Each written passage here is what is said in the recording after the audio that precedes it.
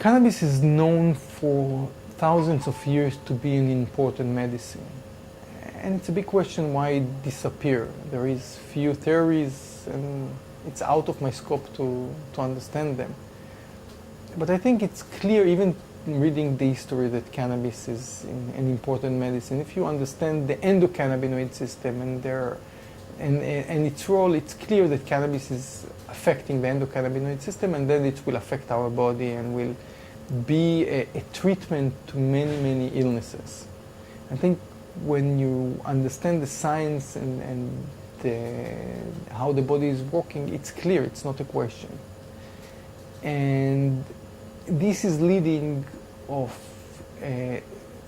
me believing that there is no way to take the wheel back. So after we learn that it's helping to epilepsy in kids or to autistic kids or to reduce pain or to reduce nausea, and there are patients that are being treated, there is no way back.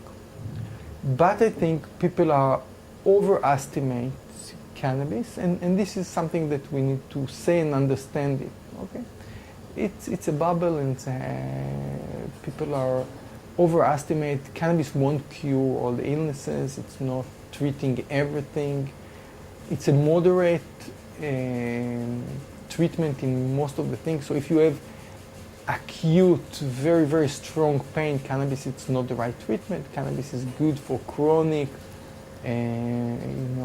basic pains, and it's true for other things. So if you have a burst of very strong autoimmune disease, you will need strong medicine. But if you want to keep your autoimmune disease in a level, cannabis is a perfect treatment. So we need to learn how to use cannabis in the right way, and there is no doubt, in my opinion, that it's a medicine and it will be treated. But I think we need to learn how to treat our patients. It's our duty, it's not a game. In the end, there are patients that suffer from very severe diseases that counting on that it will help and improve their life. So we have the duty to learn how to use it in the right way. But when I'm saying in the bubble, I want to be more accurate about it. 20 years ago, there was the bubble of the internet and the computers. Every day in Israel there were three startup companies that open a company that building an internet company, or a kind of a startup that working with computers, and most of them disappear. There was nothing behind them. But we can't say that computers and internet are not important, not part of our life. So I think in cannabis it will be quite the same. A lot of things that we hear today, or startup companies that open every day, I have few startup companies that coming, everybody from growing hair to everything that you can think. I believe most of them are not real and won't exist, but if you ask me where we will be in 10 years, cannabis will be a medicine for many, many illnesses and will be part of our life. I think Israel became a center for research from few reasons. One of them, and maybe even the important one, is Rafi Meshulam. For many years he did research. He's the father of this field. He found the THC and the CBD in the 60s, 67, 68. And for many years he did research. I think people don't understand, but in Israel he always was important scientist. As a student, as a PhD student, a master student, I knew his name. He was the dean and the president of Jerusalem University for 8 years. He won the Israeli Prize for Science in 2000.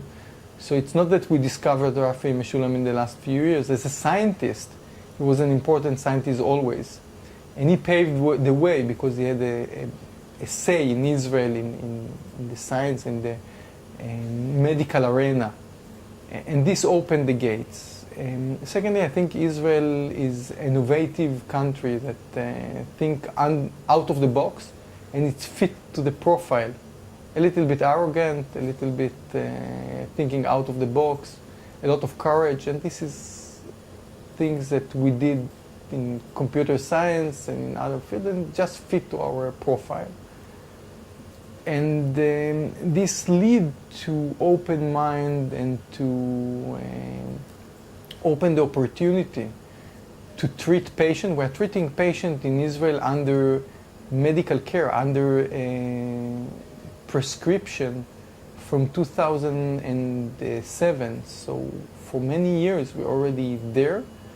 And this opened the gate for doing research and good research with the support from the government, with support from the universities, which the other state is just starting to do now. So I think this is very helpful. And saying that, there is not much research. When I started to work with cannabis around 3 years ago, I applied to go get a license to do cannabis research, and I got a license, and my license is R0001. So R is for research, 0001 is the number of the research that has been applied. So it's true that Rafi and Lumir are doing for many years cannabis research, but they don't have a license. So it's before somebody asked from them to have a license. But from the moment it moved to the healthcare from 2007, we were the first one. So cannabis life, it's like a dog life. So every year it's like 7 years. So I'm doing research already 30 years in that counting. But it's not, it's a new field. And I think that makes Israel as a leader. I have a strong background in biochemistry. I have a master's in biochemistry in one of the leading laboratories in the world. I have a strong background in plant biology. I have a PhD in molecular and genetic plant biology, and I'm also a son of agriculture. And when I finished the army, my father was sick, and for 4 years I worked in the farm, so I have a very strong background in plant biology, genetic plant biology. And then I did 4 years research in cancer hospital in Toronto. So I had the ability to combine this field of the agriculture, the people that grow the plant, with the physician, which I think there is a gap of language between them, and the science, which make me, if I'm trying to understand why we were able to build this lab in that way, I think I had the ability to gap these things and to understand what are the needs of the physician, to understand what the science is missing and to speak the language of the growers and the people that work with the plant. And the other things is that I'm sitting in the Technion, which is one of the leading technology institute in the world, and this helped me to solve technology problems. When we need to identify all the cannabinoids and the terpenes in the plant, I have very strong collaborations here that knew to help me immediately and to do these things. So I was able to connect the right people and to create a kind of a hub of people that help me to build a laboratory that have the ability, from one hand, to have very, very strong analytical abilities, to work with the growers on the genetic of the plant, and to do all the health-related work, so the scientific work that prove that cannabis have benefits in health. I think in general, we need to understand how the cannabis is working on our body. And from then, we can understand where I see the future of my lab and the treatment. We're talking in the world in personal medicine. Again, it's a hype today to say personal medicine, but we need to understand the meaning of that. In our body, we have endocannabinoid system, and this is a very complicated system. But it's complicated as other systems in our body. You know, the immune system is complicated. All the systems are complicated. But this is a complicated system. Usually people talking about two receptors, CB1 and CB2, and talking about two endocannabinoids, anandamide and 2-AG.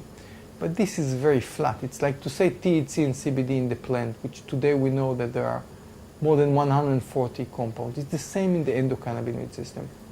I'm familiar with more than 30 different receptors for the endocannabinoid system and more than 100 endocannabinoids. And in our body there is balance, which receptors are expressing on the cells and which endocannabinoid are expressing, and then we get a complicated reaction. One endocannabinoid bind one receptor, second bind the second receptor, the third receptor, and you're getting a complicated reaction. Neuron cells will express different receptors than pancreatic cells, than liver cells, and every one of them will have different reactions because of that. Cannabis is affecting that, and we need to learn and to understand which cannabinoids affecting which receptors in which way, and for that to learn what is the effect on our body, and then we can dissect the action and the reaction. I think in 10 years the treatment in cannabis will be not much different than we're doing today, but much more specific, accurate and personal. So we will know that if a person suffers from pain but also wants not to feel tired, this is the way to treat him, when today we treat him with something but have a variety of actions. So, you know, people coming to me with the Crohn's disease and saying, no, it's helping, it's reducing the inflammation, but I don't want the munchies, I'm always eating and I'm too fat. People want to be able to dissect this and to decide for themselves what will be all the actions. So sometimes you want to reduce the pain, but you don't want to eat much. And sometimes you want to increase the appetite, but not to feel sleepy. Today the treatment is a holistic treatment, for good and for bad.